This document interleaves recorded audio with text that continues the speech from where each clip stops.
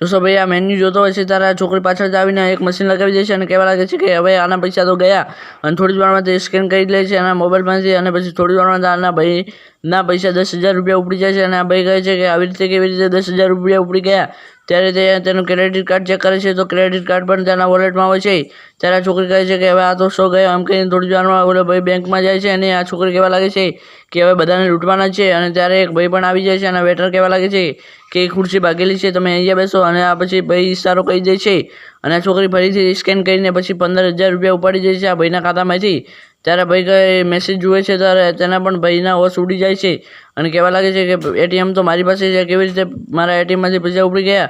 ત્યારે ભાઈ જવાનો હોય છે બેંકમાં, ત્યારે તેની એક ચાવી પડી જાય છે અને આ મશીન જોઈ જાય છે અને પછી સામે સંચાઈ આવી જાય છે અને આ ભાઈને બોલાવીને કહેવા લાગે છે કે આ શું છે. ત્યારે ઓલો ભાઈ કહે છે કે આ મારી આઈડિયા નથી, આ છોકરીની આઈડિયા છે. અને આ ભાઈ કહે છે હું પોલીસ છું, ચાલો પોલીસ સ્ટેશનમાં.